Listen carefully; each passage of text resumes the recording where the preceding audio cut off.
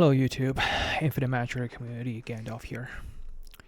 I want to take the opportunity to address a little bit of the controversy here. A couple days ago, all these, where is it? We saw this notice. Basically, it's saying that Surtur is E3. In actual fact, there's a mismatch, and they're trying to resolve the compensation.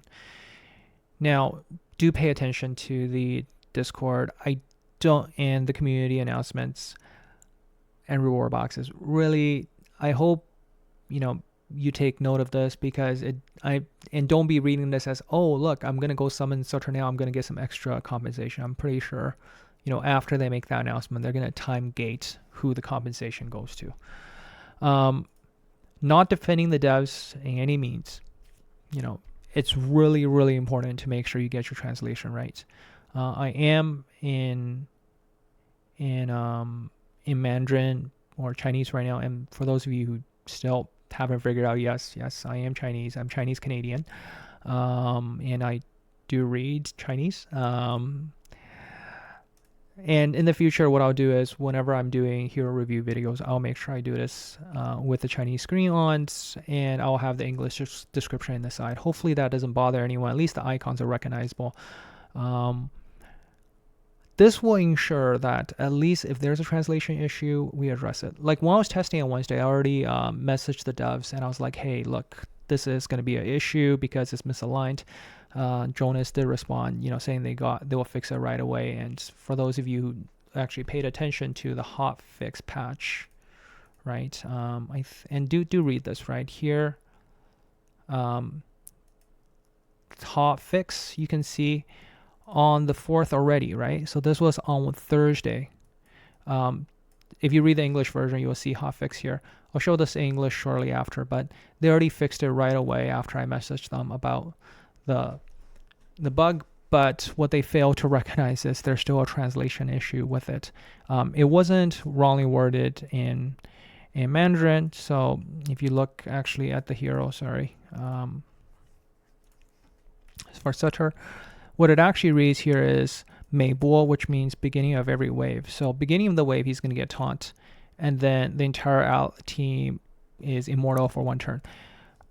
For the most part in a PvP setting, if your entire team can't be killed instantaneously at the beginning of the turn, that already stops cleave, which is very strong already. Like for example, today we see Jingle Bell, right? The Erotos team is very difficult to deal with, and usually I cleave it, right? But here and then, his passive, he's going to get taunt beginning of his turn. So that means, it says 每回合结束. So that means end of every turn. Every end of his turn, he's going to get it as well. So now he starts with a taunt. Every turn after he moves, he will always have the taunt on. So he has permanent taunt.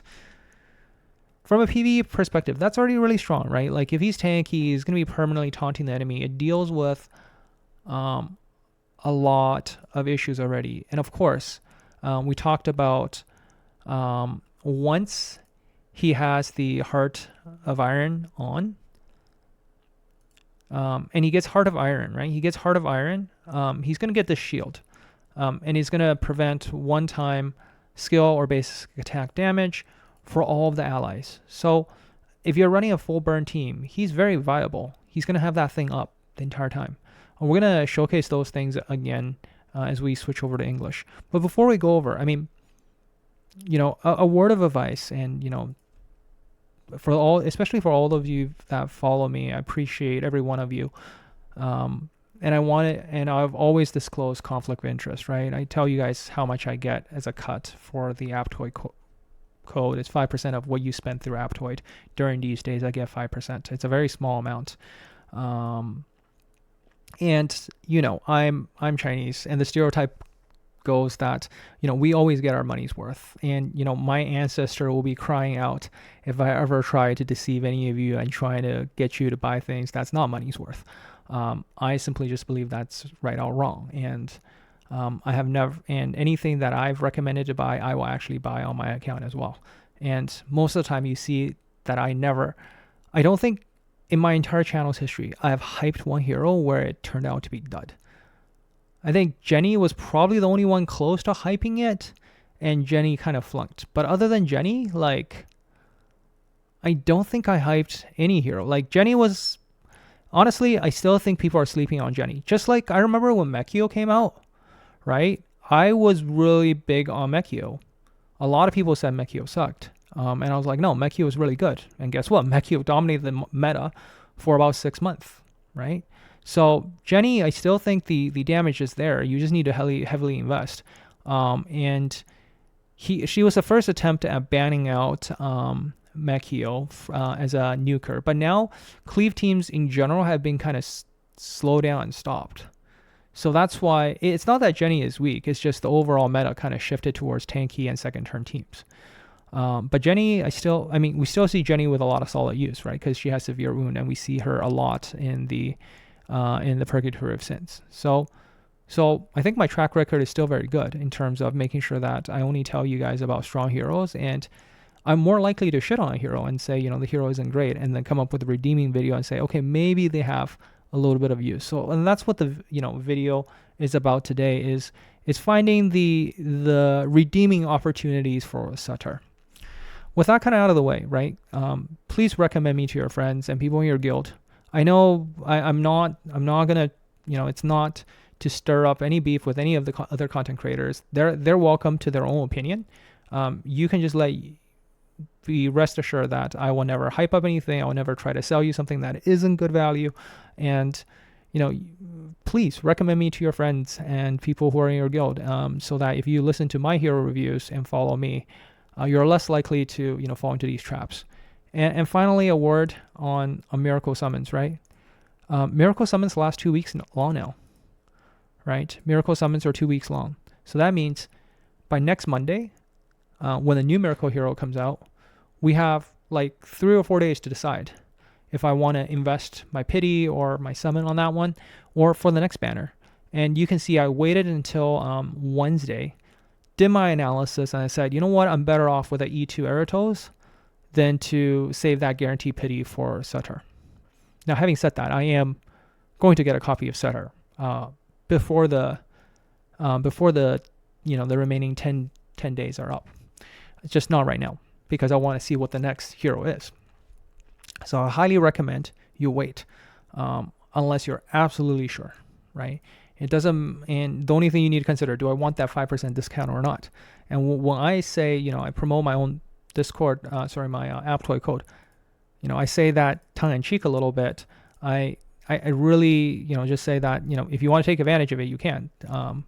And I always appreciate your support, but I want to make sure you are getting a good deal, not because I am hyping up a hero and then you'll regret it, right? So I never hype up any hero because I never want any of you to feel that, I resulted in you making a bad decision. The overall premise, entire value proposition of this entire channel is I'm your guide to mastery, and I'm your guide to make sure that you're getting your money's worth, right? Now, with that out of the way, for those of you, especially who have got Surtur, or those of you who plan to get Surtur, okay, let's talk about some of his redeeming qualities. I'm just going to switch over to English on the language side so that it's less stressful for you guys staring at maybe a screen of stuff that you can't read. One thing I did say is Purgatory of Sins. I wonder if people started using him already. I already talked about Feist, and I did use Feist to clear stage 24, 25. Definitely worked perfectly fine. But let's see if people are using Surtur now, and you can see people are still not using Surtur, right? Like, for the most part, it's all about just doing more damage. Like, you need that AoE clearing capability. Do we still see Surtur? Okay, we start to see a little bit of Surtur in here. 27. Do we get to a point where it's Surtur only? Okay, Klee cleared it, obviously. This is where Surtur comes into play. Because Surtur on a full burn team it makes full burn teams actually viable. It makes O'Grady's viable again, because a full burn team is going to make PvE feel very, very different. Because with a full burn team, you're going to be able to cycle his passive to get the shield up fire almost every single turn. And I'll showcase that in a short period of time. Okay, in a short moment.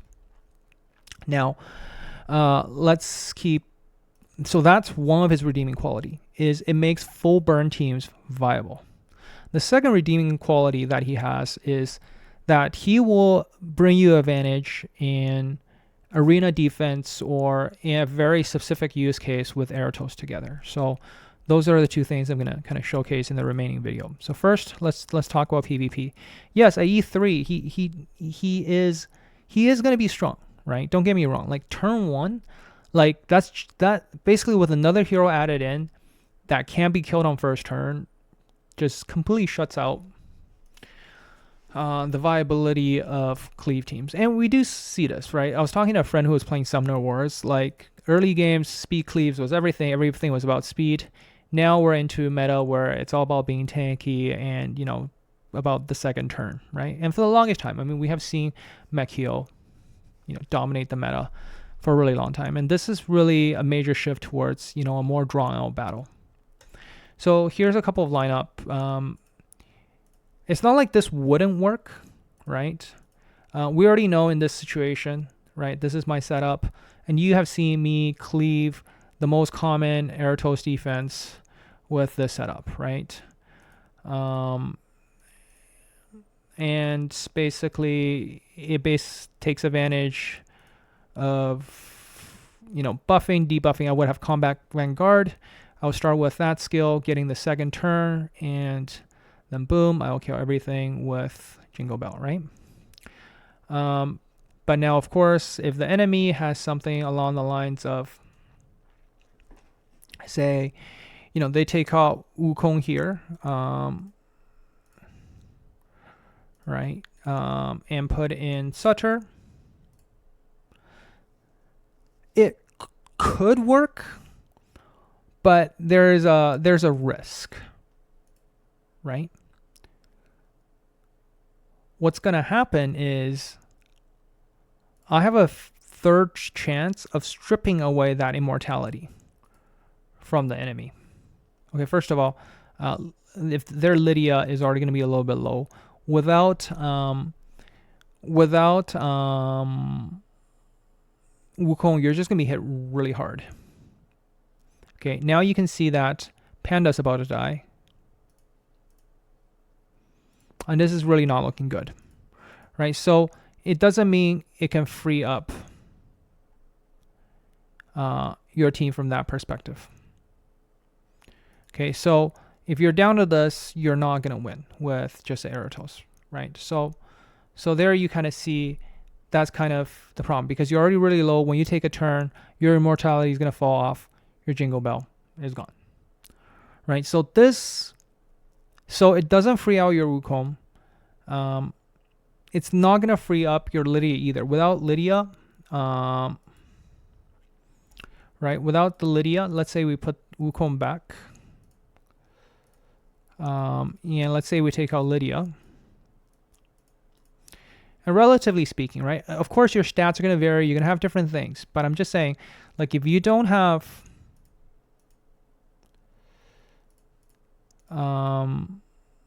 you're still going to be hit really, really hard.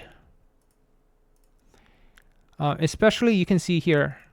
Oh, by the way, your Wukong will always have priority over taunt. Now you can see everybody's super low again. And, you know, it's not going to be that saving grace you're looking for.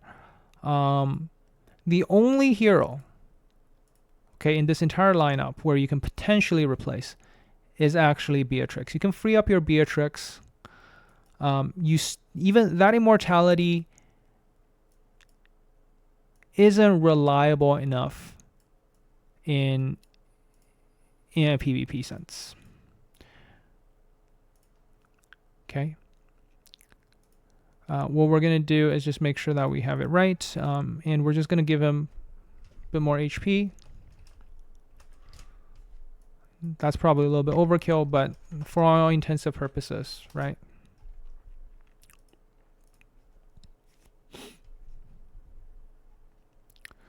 Say this is kind of our new team, taking out Beatrix, right? Now, with Lydia in here as well, you are more likely, okay, to be able to survive the shenanigans.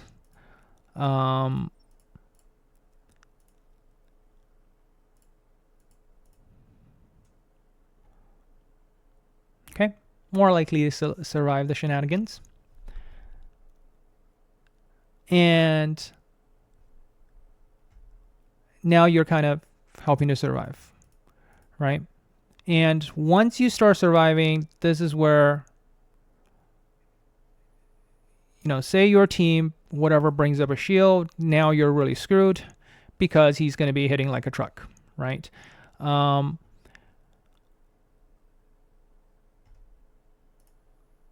of course, this is also the other common problem, right? People are talking about the mirror situation.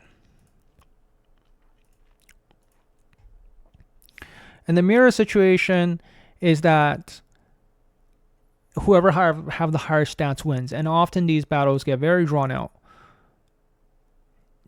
This prevents your opponent from having any shielder, which kind of is impractical in today's terms, because we know Panda with the Echo is going to be giving a shield. Wukong gives shields, Nordak gives shields. And last video we already showed that, Surtur is completely shuts out teams that have shields like Nordak, right? So it makes Surtur really strong against majority of the teams.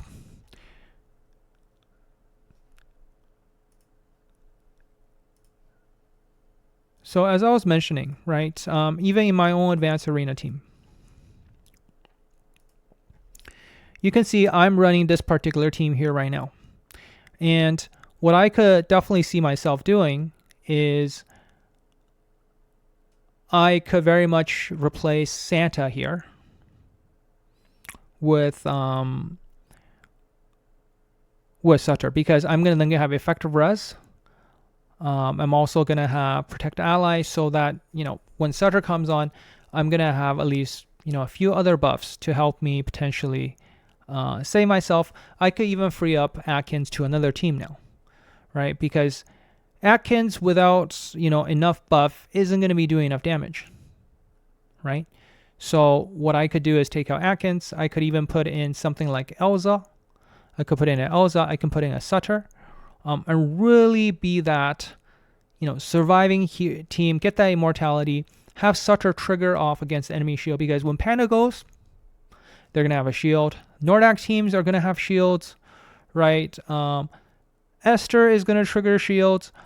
It just means one single hit from Surtur should be strong enough after Heart of Iron to trigger off.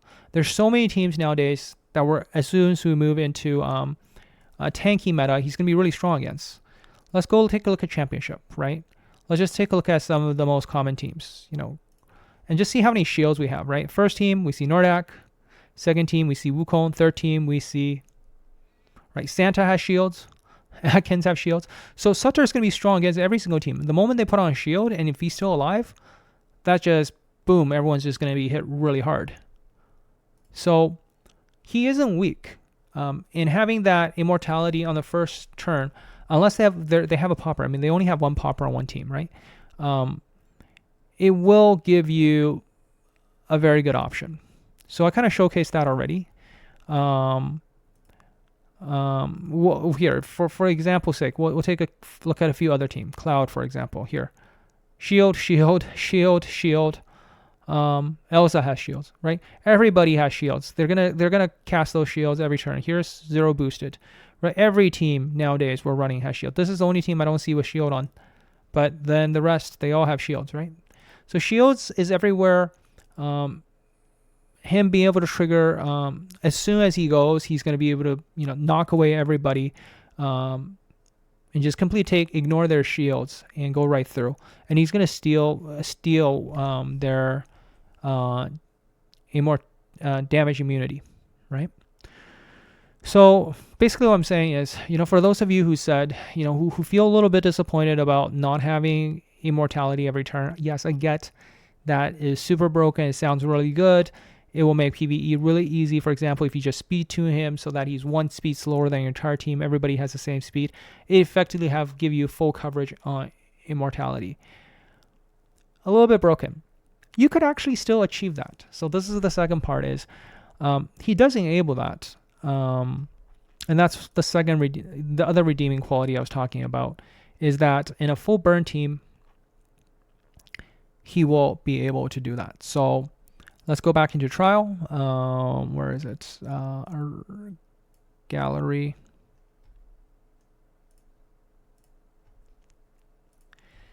So if you look at our lineup, we're just going to do a full burn team. Burn.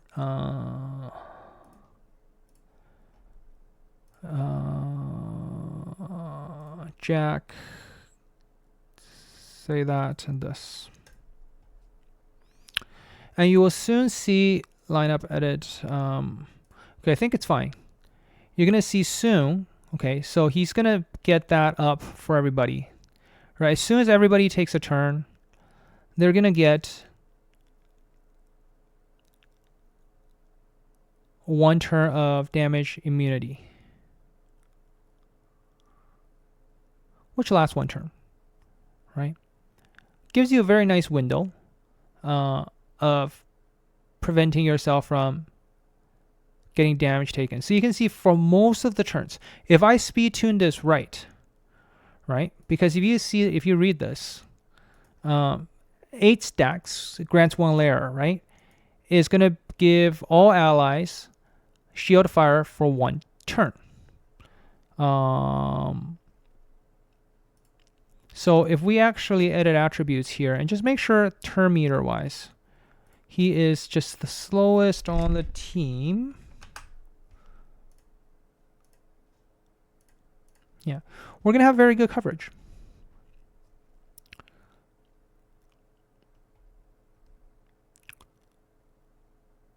Right? Everybody's going to go once.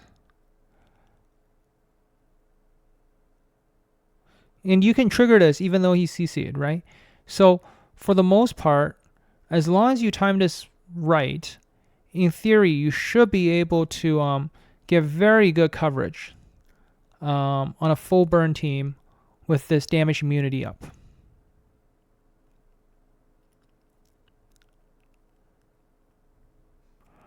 And this, for example, for a lot of bosses, this is going to help you survive a lot. And of course, because you use a full burn team, it really takes advantage of O'Grady's as passive as well. You have a really big shield. So this makes full burn teams kind of viable for PvE, which is kind of fun. And that was kind of the team we saw. This is the team we saw that Klee ran, and he's the furthest one along on Purgatory of Sins. Of course, we will use this team for sure to be clearing Marius as well, which is stage 40 and they did nerf it, by the way. Let's just see if people actually beat Endless Cloister yet. Has anyone beat it yet? They said they nerfed it. Okay, even though they nerfed it, nobody beat it yet. But I would imagine, for Marius, if people get there, this will require a full burn team as well. So you kind of have that. So is he useless? I don't think it's useless, right? I mean, he's strong. He's just not as strong as a limited hero. And, we had the toss-up of getting Eratos copies or him. And obviously I picked Eratos. Doesn't mean I don't want a copy of him. So I will be getting a copy of him before the 2 days up. The 14 days is up. So end of the day, right? The key message I want to leave with you is that, I hope I've been, for all those of you who've been following me and all the ones that will be following me in the future and sharing, the work I do with others, is I hope I have earned your trust as a content creator who has not, hyped anything up. You look, I've seen a lot of heat and a lot of, outrage in the content creator Discord channel, where people said, well, this is a really good hero and I got it and it's not what the description said. And I mean, on Wednesday, I already mentioned the E3 was broken, and I also didn't think he was really strong because there's a lot of stuff in a PvP situation that can go through, and if you're just using him for Purgatory of Sins, Feist is a okay alternative, so you can have that damage boost and have severe wound on while you use two stronger support hero to help get through that, right? So just from a what content is he really good in, it he didn't have a place. Do I believe he has a spot in PvP 3s? That's a maybe. I mean, we'll have to see, right? In Classic Arena, maybe in niche situations, and of course in 5s. In 5s, I definitely think he has a role to play because just so many teams have shields. In his kit, synergizes very well with Eratos. So I will be getting him. I don't think he's as game changing as Atkins. I think he's maybe on the same strength as Freud, and I really liked Freud. On my OG account, you saw me getting a copy of him, right? So yeah, I'll leave it with that. You still have 10 days to decide, and I hope after seeing this video and where I'm sharing with you, where he could actually be used, make you feel a little bit better about, okay, maybe he's not as trash as, the fact that just because his E3 doesn't give immortality every single turn. Because, the immortality you're going to run into the same problem, right? Because one, for example, in Purgatory of Sins, right, the boss, the basic attack, if you don't happen to have a shield, you're going to remove all buff before inflicting damage. So you're still going to die, right? For those of you who are needing him to beat other content, it's not like, it's not like you don't have a solution already. For example, we have Bunny that's going to help revive every single turn, and that's a little bit more reliable.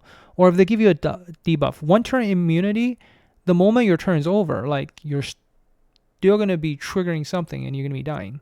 So a lot of the time from a speed tuning perspective, you're not going to always have that immunity up. So even if it did give immunity every turn, it's not as good as you think. Hopefully, I don't know if that makes you feel any better for those of you who've got it, but among my viewer base, right?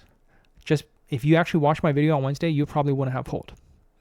And you would have waited. You would have waited until they probably resolve the bugs, resolve the issue before you pulled. And that's kind of my closing message for everyone is, as good as new heroes might sound be and look really cool, that's why we're here. That's why content creators are here. We're here to use the budget that's given to us to test these heroes, to really give you a second opinion before you spend your real dollars, right? Because remember, a lot of us, we get reimbursed in vouchers so that we can make content, so we can test all these heroes for you. I asked them, will they give us a test server? Because in other games, they give content creator a test server. I guess it's just easier for them to give us vouchers and have us manage that budget to create content than to create a test server and give us access to early release of heroes. So hopefully I probably went on a little longer than I thought I would have, but hopefully these redeeming qualities make you have second thoughts about Surtur. He isn't trash. He's strong. They haven't been releasing weak heroes. I mean, at this point of power creep, they're not going to be releasing bad heroes anymore, just because it's just a horrible thing to do at this point in the game from a design standpoint. And what they will always do is just gradually buff the other heroes as we go forward. Like I said earlier in a previous video, I think all the mythics probably deserve a relook again, because mythics are falling behind. They used to be super impactful in the game, and they aren't anymore. And that's not necessarily a bad thing. I mean, they're still super impactful for early game players. They're guaranteed, especially for all the free-to-play. There's a much bigger hero pool now, so getting the exact hero you want is a little bit harder. So yeah, in the grandest scheme of things, I think all things are well balanced. There is power creep, but it's not. I mean, that's with all gacha games.